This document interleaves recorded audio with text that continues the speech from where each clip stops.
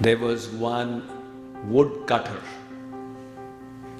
He used to cut wood daily, slogging it out in the hot sun, sweating. The same company employed another woodcutter as well. The second woodcutter used to cut more than the first. As a result of that, after 1 year, the company increased his salary. The first woodcutter complained, "I have been working so long in this organization, and you have increased his salary more than mine." They said, "Look, we are production oriented. He is cutting double the trees that you are cutting.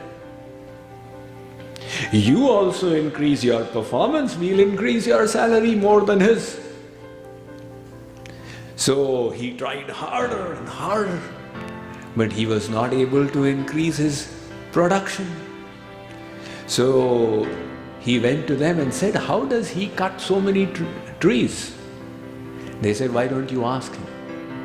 He went and asked the second lumberjack, "How do you do it?" That lumberjack said, "Every time I cut a tree, I take a 5-minute break in which I sharpen my saw." "Do you sharpen your saw?" The first one said, "No, I just keep hitting and hitting and hitting." Said, "That is the mistake. You need to sharpen your saw."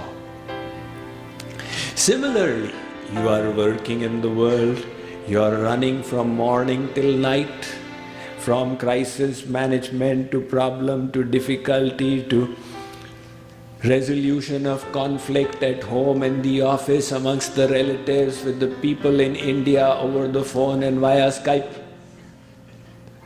But all these conflict resolutions, etc., that you keep doing requires your own elevation of consciousness.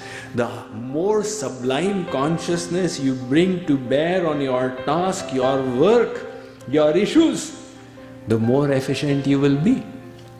So do you take time to sharpen your saw? Do you take time to improve your mind through sadhana? "No, Swamiji, we are so busy we don't have time." That is the problem. It is like that lumberjack. Our scriptures tell us that, look, you do need to do sadhana on a daily basis.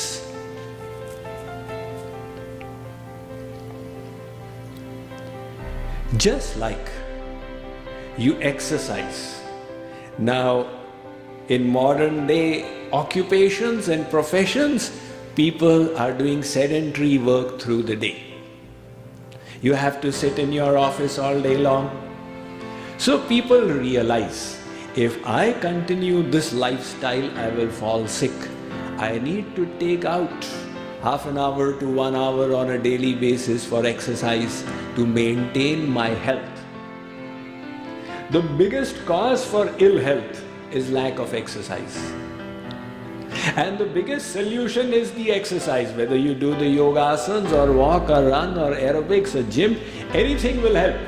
But to maintain your physical health, you do need exercise. Now, you don't exercise 24 hours a day. You exercise for a little portion that helps you through the day. What about the exercise for the mind? The mind is subject to wear and tear because you are handling the world. That is why the attachment, the hatred, the hankering, the aversion, the distraction, all this is going to happen when you live in the world. Now, for some time, you need to enhance the quality of your mind and thoughts. Otherwise, then you will say, "Why are bad thoughts coming to me always?" Because you are not endeavoring to purify the mind. So simple. Lord Krishna says in the Bhagavad Gita, "Vivikta sevi laghvashi," do sadhana in isolation. Even the Bible says, when thou prayest, enter thy closet and lock thy door. What is the idea of that? The world should not be able to distract you. That is isolation. Even if 50 people are sitting for sadhana and the world is not distracting, that is isolation.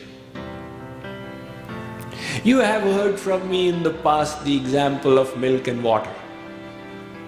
If you take milk and pour it in water, it will mix in the water. The milk does not have the strength to maintain its undiluted entity when it is in association with water. Now you do something to the milk. Keep it separate from the water. And in isolation, you transform it into yogurt. Now churn the yogurt and extract butter. This butter is now immiscible. It will sit on the water and float. It will challenge the water, Mr. Water, you can do nothing to me now. As long as I was milk, you would dilute my concentration. People would throw me away in Indian restaurants. Waiter, kaisa doodh laaye ho? Isme pani mila hua hai, le jao isko. But now, Pani Bhai Sahab, you can do nothing to me because separate from you, I transformed myself into butter. How did that milk become butter? By staying separate from the water. Like the milk is our mind. Like the water is the world. When you live in the world, the mind becomes diluted by it.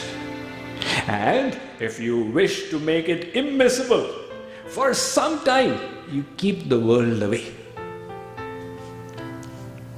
This is the principle of sadhana in isolation.